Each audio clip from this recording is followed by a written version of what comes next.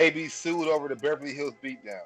It's an Unaspiring Rapper podcast with 210% and Preme. Well, you can't go minimum, nigga. You got to go all the way, my nigga. Welcome. What up with it? Coolin'. All right. Shit, let's talk the baby. I haven't heard his name in a while either. I haven't either. Yeah. So you know what though? I seen him drop some videos. Me too. I don't know if it's from the last project or not, because I really didn't like it. I couldn't tell either. Yeah, he lost me. You know what I'm saying? Mm-hmm. But the baby's getting sued for his Beverly Hills beatdown. Is that was in the store? Bro, I don't know which one is that. True, right? It's hard to tell. That's not the one where the bodyguard injured the nigga. Probably. That was the worst one I seen. Tell it, dragging that nigga by the hair and shit. I don't think I seen that shit. The bodyguard fought a big nigga with long hair outside the club. Remember that shit? Yeah. And then the little straggler friend came and kicking the nigga. Kicked the nigga. That shit, yeah. That was cold-blooded right there. So is that the one that they talking about? Nah, because that one wasn't Beverly Hills. That was somewhere else. This was in a store, I think. Is that the one where you beat up that nigga? Rodeo. Cold hard Cam.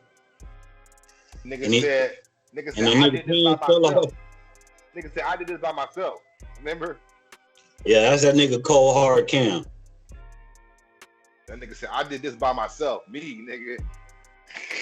Which is impossible, nigga. But to film it too. Dude also said that was set up. He said they really did have tension, but that situation was set up. I don't know if you've seen that interview, but his name is I think Cold Hard Cam. That's interesting. I didn't see that. So the baby out here pulling publicity stunts. Marketing. You telling me? Mm-hmm.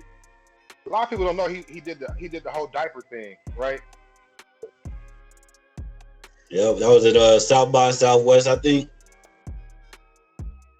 2018, maybe 2018. Exactly what showed up with the diaper. I don't even know if he was performing.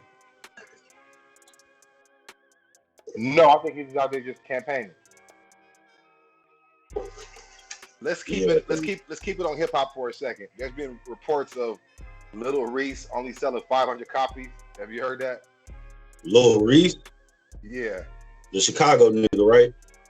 Yeah, that one. The Grim Reaper, what they call him. I don't know nobody that listens to that nigga's music. But then again, I'm not 20 either, so. But I still don't know. Even my younger cousins, I don't know nobody that's listening to Lil Reese. His reply is, they stupid as fuck. They don't know the difference between a mixtape, which is free, and an album. I dropped mixtapes. I haven't dropped one album yet. So your mixtape did 500. Is that what we saying? That's exactly what he's saying, man. Isn't that crazy? Goofy. Maybe he needs to name his shit Angela Davis. Bars. That might help him. Bars. Larry Hoover. We ain't gonna let y'all know what we talking about on that shit yet, but we'll bring it up soon. Go do your Googles. What up though? What up with the Preme? What up with the unaspiring rapper known as Preme? You dropping anything or what? Let's drop I'm To Me actually. I was gonna call you about that earlier. Okay. Called off on a Friday. Yeah. I called off. Go ahead. I'm gonna throw you a second one too.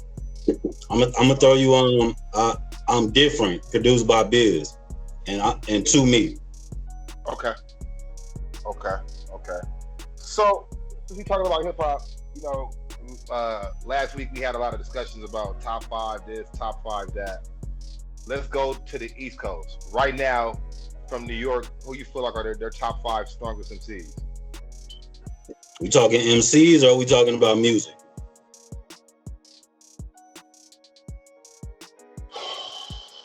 Well, since it's me and you talking, well, I guess we need to let people know who's listening. But yeah, MCs, I guess. Like, who's pushing the pen the hardest? I hate that. Nah, fuck it. Just top 5 artists. Fuck it. Cause that ain't gonna work. Nigga. I mean, cause you a Nelly fan. So like, what's that got to do with New York and MCs? Nothing. Absolutely nothing to do with MCs. Exactly my point. Nothing to do with MCs. Bro.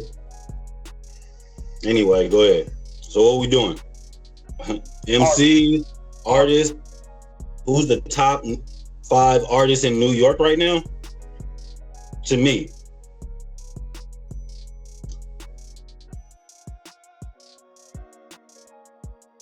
Bambaataa is one of them. Loaded Lux is one of them.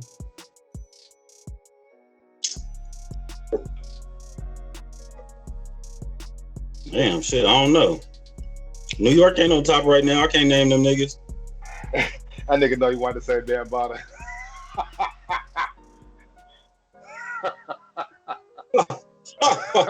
Oh, chuckle. Tee-hee, nigga. Oh man, that's an inside thing. Oh yeah, joke. People don't know who Afrika Bambaataa is. That's an inside thing. Make sure a lot of people listening don't know who Afrika Bambaataa is. I wouldn't know. I didn't know I didn't know Afrika Bambaataa was the nigga setting off the skating ring when I was little. I had no idea that nigga was the one setting it off. That Planet Rock was hot when that shit came on. So let's keep it on Bambaataa real quick before we get into that. Can we talk about Bambaataa a little bit? In his pedophile ways. How many men have came out and accused him of it? Do you know? 2 that I'm aware of. It was Hassan Campbell, and then what's the nigga that got into politics? He was the first one that came out. So, and to your knowledge, no women. Bee Stinger is his street name. That's who came out first. Then Hassan Campbell. So Poppy and Bee Stinger. Okay. Mm-hmm.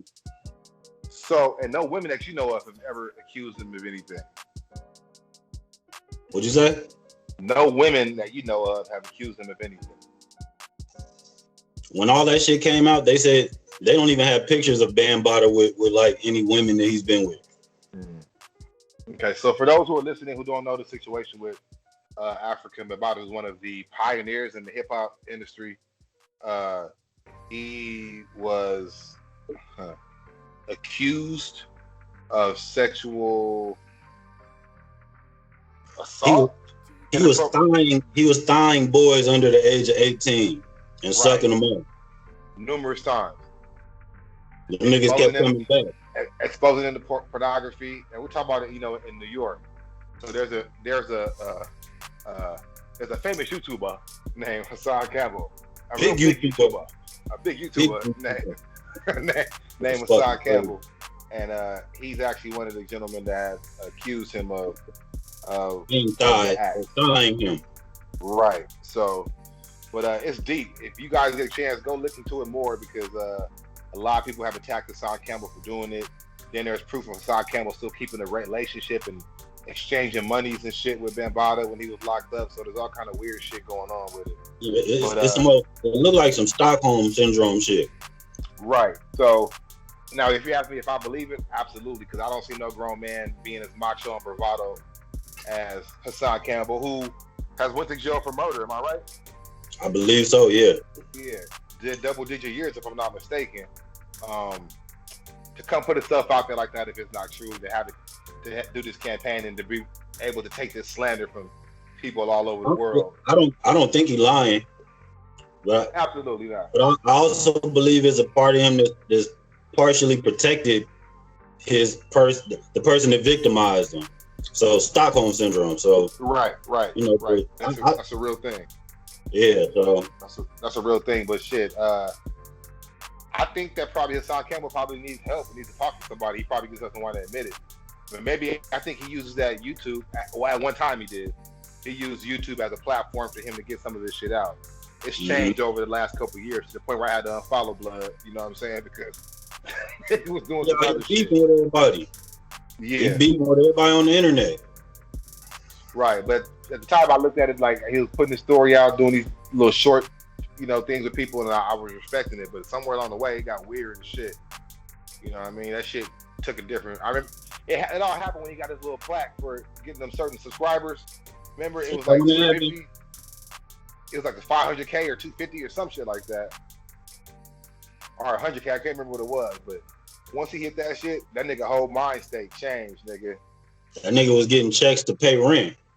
I'm sure the views was up enough to where, okay, I can monitor. Now I'm gonna start talking about other shit so I could bring in some more money.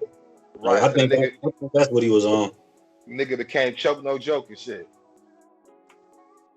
Yeah, except his videos wasn't hours. Shout out Choke No Joke.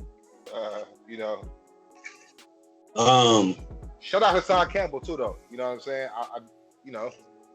Nigga, I hope he gets the help that he needs and gets to talk to somebody though, because I do believe the brother needs some help. Maybe Tariq Nasheed can talk to him a little bit.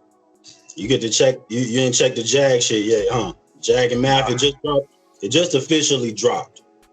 So their edits are up to par. On that Caffeine app, or it's on YouTube. Okay, I'm gonna check it out when we done with the podcast. Different league. It ain't smack. But I'm gonna find that clips battle for you too. Is it all edited and like all like the Method Man and Math Hoffa shit? Nah, it's like I don't know. It's just them in a small room. It's probably like 10 people in the room with them. But it ain't cut and sound effect. It ain't none of that shit. It's straight. Real quick to touch on that Bambaataa shit. Bambaataa, if the shit's true, used his platform in hip hop in his position to manipulate people and shit, and that shit is wrong. I did want to touch on that. We hopped off of it real quick. So anybody is listening, I want to make sure that we do think that shit is wrong as fuck. Absolutely. Whatever he did, even if the shit was consensual, it can't be consensual with a person under 18. Because a few of them Zulu Nation cats were on the fence. It was some that was, leave him alone, and then there was some that was like, yo, that shit was fucked up. But yeah, that's who he's known for, being with the Zulu Nation. And KRS-One is one of them. KRS-One is one of them other niggas that basically pushed it under the rug too. Didn't give a fuck. What was the name of his song? Which one? KRS-One. Which song about? There we go. He's act like they don't know. The bridge is over. I think it's called 16 and Ready. Gotcha. That nigga beating them keys hard as a motherfucker over there. Boogie Down Productions, 13 and Good. That's the name of the song. Just for some context. AKA grass on the field, play ball. That's what he means. Pow! I need a gunshot right there. So the battle, you watched the whole battle? Yep. I watched both of them. The Jag and Math, and then the clips and damn, who did that nigga about? Geechee Gotti. Which one are you asking about? Just the Jag shit. Oh, the Jag shit. I gave it to Jag 2-1. Math Hoffa walked away during the third round, like he was in his feelings, so that made it look even worse. But it was a good battle. Again, his feelings, huh? We'll tackle it once you watch it. Ain't no rush. I'm gonna watch it when we done. What we gonna ride out with him on? Man, if we hit niggas with acapella, do I got any acapella on my phone? I don't. It depends. Ain't you got To Me? Either do that or run an acapella. The number 2? Is it the number 2? Is it spelled the number 2 with it, or did you write To Me? I can't remember. When I put it out, I put TOO. I think when I sent it to you, it might just say 2. Okay, well, fuck it. We riding out with 2 Me. Who produced that one? Jason. Jay Khan. That nigga said Jason, like produced by Jason. Jason. That nigga ain't got no producer, man. He ain't got no producer. He's Jason. He's Jason Connor. I said, nigga, your name is Jay Khan on the beat. This nigga about 55. This is 2 Me by ItzPreme, produced by Jason. Jason. The Unaspiring around the podcast. Jason. I'm too me for it to be too me. I'm too me for it to be too me. I called off on a Friday, riding down the highway. I was listening to Sade. No Usher, but I do it my way. Just stay up out of my lane. Okay. Police looking at me sideways. I can take you through where I stay. I don't mean where I lay. I don't like niggas in my space. I'm on the 10 headed eastbound, turning up the beat loud. My music get the streets a beat down. Doing 80, that's the speed now. So nigga, hold that tree down. Don't drop them ashes on my seat now. Get off on 51st Avenue when I'm thinking getting clean now. Hit BBBs to grab some teas now. And Maryville, where I spent part of my youth running outside. That was until I was about 9. I love my city without a doubt. Don't know what I'd do without mine. West side to the south side.